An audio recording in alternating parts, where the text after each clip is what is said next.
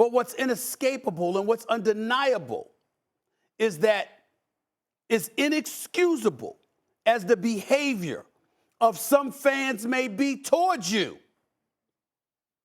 And while your family clearly doesn't deserve any of it, and neither do you as it pertains to threats, the heckling part is what I'm talking about. My brother, you brought that on yourself.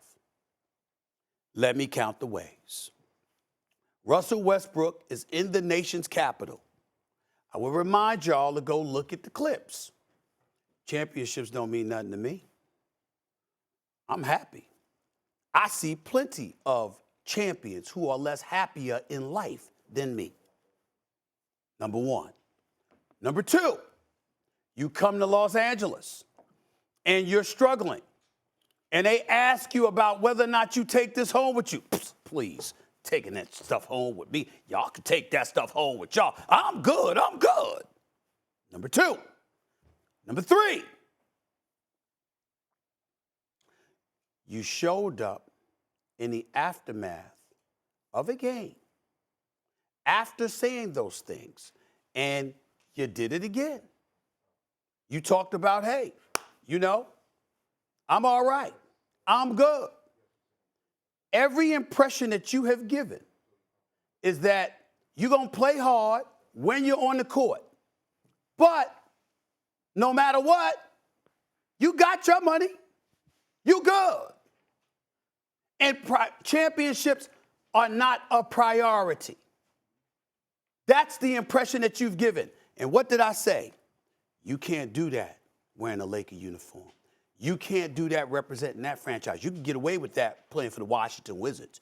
You can't get away with that playing for the Los Angeles Lakers. Shaquille O'Neal went on the record, said that he was very disappointed that Russell Westbrook said that. Charles Barkley won't even call them by name. Call them a bunch of old geezers and stuff like that. He said the team in Southern California won't even call them by name. Magic Johnson said, if they lose the play-in game, this could go down as the worst trade in Lakers history, okay?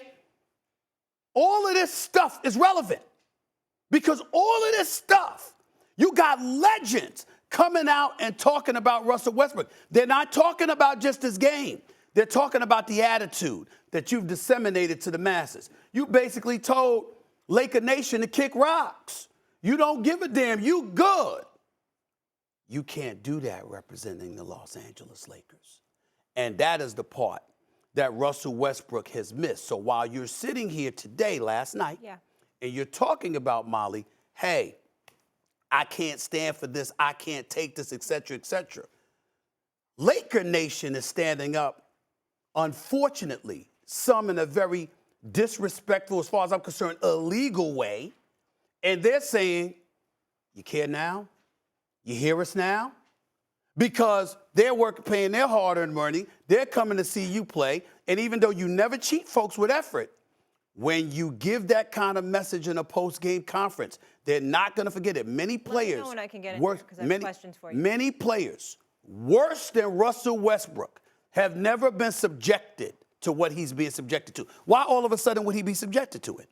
You're being subjected to it because of what you say when you're interviewed, what you say in the press conferences. That's why they're saying it to him. They know he's been bad, but there are many Lakers who have been worse over the years. They're saying this because of what he has said publicly. Okay, you articulated everything perfectly, but I just want to make sure not to convolute the two issues. Obviously, we're both saying threatening someone's family, of course not, their children, their wife is beyond the pale, unacceptable, and like you said, those people should face criminal charges, criminal charges. Absolutely. Now, as far as Westbrook and how he addressed the media, you're saying that's almost more egregious than his play. But let me ask you this, Stephen A., because I want to give a little perspective. When you're going through it, sometimes you might come from the vantage point of, hey, things aren't going great in my life, but I'm blessed. I have family. I have health, right? He's kind of giving that broader perspective. And I understand you want him to come out and say, this is unacceptable. We got to play better. But tell me this. How should he address the media? Because is he supposed to sit up there and say this is a disaster?